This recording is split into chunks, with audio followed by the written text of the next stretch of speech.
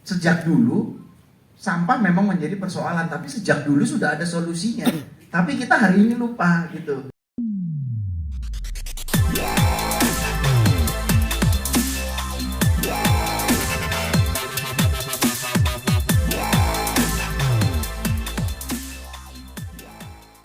Apa sesuai dengan tema kita ya, zero waste gitu ya.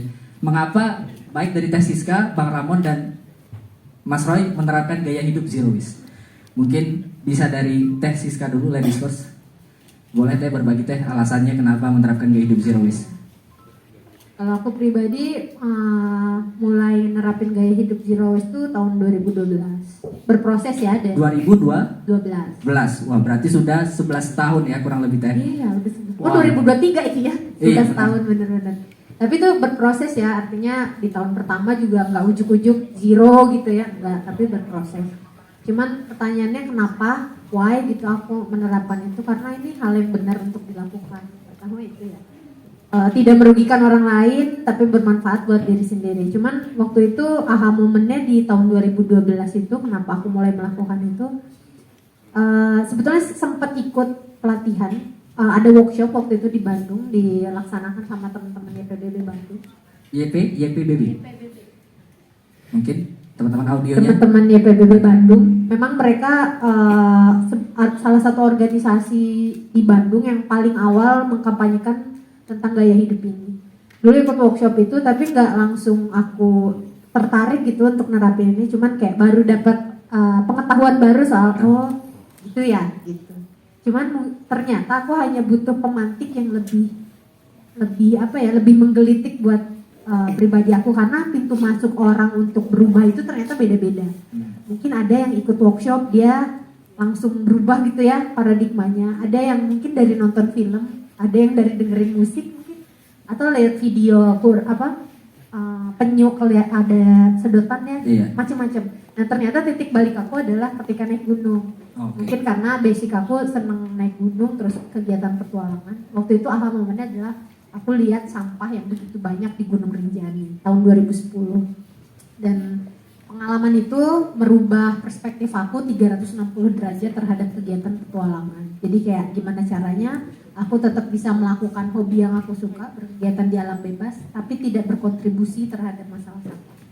Itu 2012 aku mulai nerapin zero waste. Oke, luar biasa sekali ya. Boleh tepuk tangan untuk jawaban dari Teh Siska. Jadi aha momennya itu ketika wah menjalani hobi ini suka naik gunung, tiba-tiba aduh kok banyak sampah ya gitu Teh. Aduh gimana ya caranya? Akhirnya oh ya udah deh, aku berusaha untuk paling nggak dari diri aku sendiri dulu untuk bisa kalau dalam menjalani hobi itu tidak menghasilkan sampahnya gitu. Oke, kalau dari Bang Ramon sendiri aha momennya itu apa? Pada akhirnya harus menerapkan zero waste itu. Saya nggak pernah bilang aha momennya di tahun sekian ya, maksudnya tiap orang kan beda-beda. Beda-beda ya.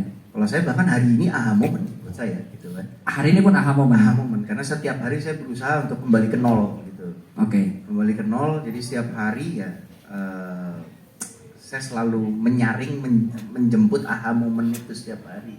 Gitu. Tiap orang kan beda-beda gitu. Tapi kalau saya melihat bila pertanyaan tadi why, then I'm gonna answer with why. Gitu kan. Kenapa menerapkan zero waste? Jawabannya adalah kenapa zero waste kalau bagi saya. Kenapa harus ada sih istilah zero waste? Ya. Siapa yang menciptakan kalimat ini Nah. gitu kan? Kenapa harus ada prinsip zero waste gitu? Artinya kita bisa melihat bahwa terjadi sebuah persoalan, maka zero waste ini terpop up gitu. Terjadi sebuah persoalan di planet ini gitu, bahwa mengenai isu-isu sampah, dan semakin saya telusurin bahwa sejak dulu sampah memang menjadi persoalan, tapi sejak dulu sudah ada solusinya. Tapi kita hari ini lupa gitu bagaimana menerapkan solusi tersebut gitu kan. Kalau kita telusurin ke belakang gitu, mulai dari teman-teman di teman-teman masyarakat adat gitu kan. Semua kearifan lokal pasti ada how.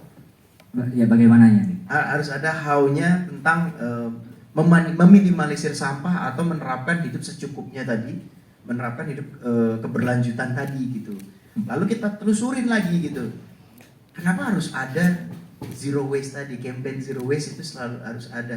Kita lupa bahwa kita sebenarnya manusia, mau agama dan kepercayaan apapun kita anut, pasti akan ada poin menjaga lingkungan. Jaga gitu. lingkungan, betul. Jadi why saya bilang bahwa sederhananya mengerucut zero waste adalah paling simpelnya aja ya, paling surface aja kita bisa bilang ini penebusan dosa kita sendiri gitu.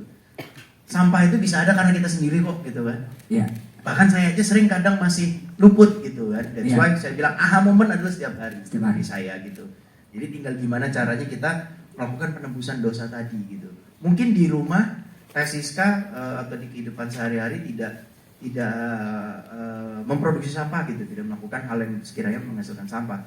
Tapi mungkin tetangganya ada. Oh, iya. Tapi kan kita juga punya tanggung jawab moral untuk mengingatkan. Mengingatkan. That's why makanya aha moment harus ada setiap hari, dan ini penebusan dosa kita semua.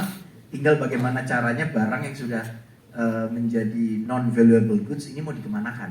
Oke. Berakhir tempat sampah, berakhir telanjang di pinggir jalan, berakhir di rumah kita lagi untuk didaur ulang kembali, atau seperti apa. Atau seperti apa maunya? Pilihan ada di kita. Pilihannya ada di kita. Boleh tepuk tangan dong kepada ini merupakan insight ya dari kita semua. Saya merasa tertegun juga sih ketika bahwasanya bukan masalah aha momennya, tapi bagaimana kita menciptakan momen-momen itu setiap hari ya Bang ya gitu. Jadi bukan karena ini hari peduli sampah nasional terus kita peduli sama sampah gitu. Tapi kalau bisa setiap hari kita harus memang peduli. Kenapa harus ada hari peduli sampah? Berarti ada persoalan kan? Berarti ada persoalan gitu. Yang memang harus kita selesaikan bersama gitu.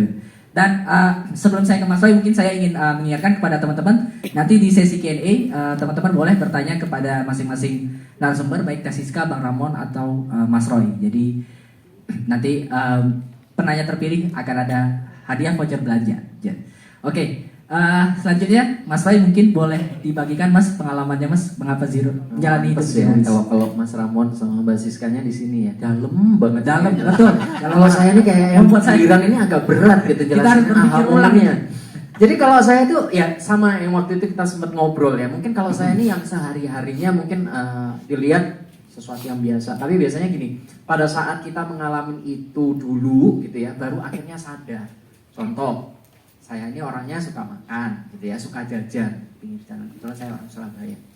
Begitu Baru tahu kan? baru tahu ya. Baru bisa kan? Jadi begitu waktu pindah Jakarta gitu ya di 2007-2008 itu selalu nyari gitu kan makanan-makanan yang dari daerah saya. Nah. Jadi nggak pernah tahu nih jalan ke sini tahu-tahu oh ada ini. Terus saya waktu balik ke tempat saya tiap kali ya itu tadi numpuk masukin kulkas ya akhirnya banyak gitu kan. Kok nggak ini ya kayaknya tiap kali buang malu juga gitu penuh banget tinggal sedikit aja ribet banget gitu ya kemasannya. Akhirnya sejak saat itu saya pikir kayaknya lebih bagus kalau saya bawa rantang pasti ada yang ketahuan generasinya gitu kan. Iya, Ini bawa rantang bener, kemana-mana gitu kan di dalam mobil ada rantang. Iya. Gak peduli karena saya sukanya ya itu tiba-tiba ketemu sate kelapa, ada lontong balap gitu kan, ada rujak cingur gitu. Nah kayak gitu. Jadi saya tinggal datang, saya taruh, itu nanti diambil lagi. Nah itu akhirnya kebawa tuh sampai sekarang. Again, dari pengalaman dulu. Gitu. Dari pengalaman. Terus saya mikir lagi, kalau dulu kayak, istilah anak sekarang fear of missing out. Saya dulu kerjanya di baking. FOMO ya. Begitu tahu yang namanya promo-promo, Bang Ramon baru bener tahu atau gimmick aja? Baru bener tahu. apa ya?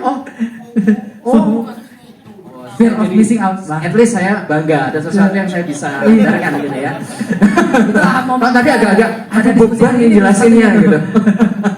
Nah, jadi waktu di bank itu saya mempunyai KPI untuk kerjasama gitu dengan ya brand-brand yang itulah gitu, establish untuk usage kartu kredit. Jadi otomatis saya tahu duluan nih kerjasama yang bakal meluncur minggu depan gitu ya. Jadi saya udah siap-siap nih, saya bisa belanja barang ini segala macam. Akhirnya all the branded stuff bisa tahu di-tag-in duluan nih. Gitu.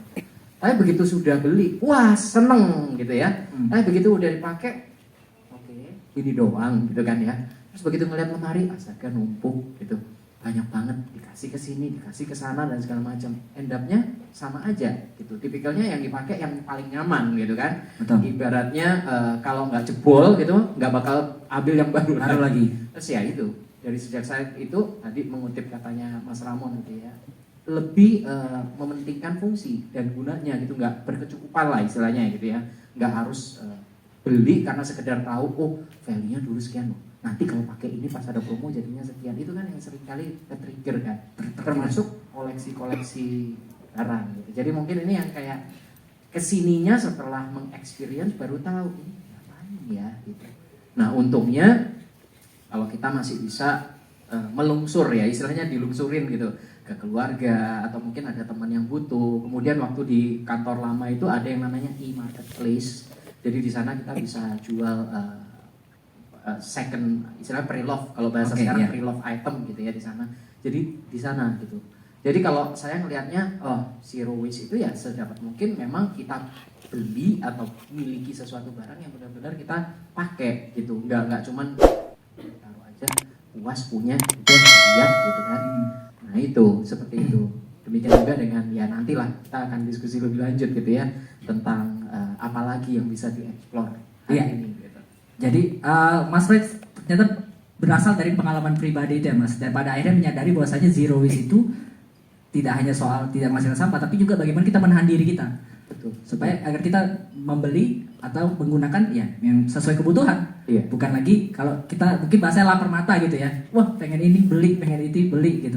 Pada akhirnya tidak terpakai. Dan akhirnya kita tidak tahu kan harus kemana. Gitu. Boleh berikan tepuk tangan jawaban dari ketiga narasumber.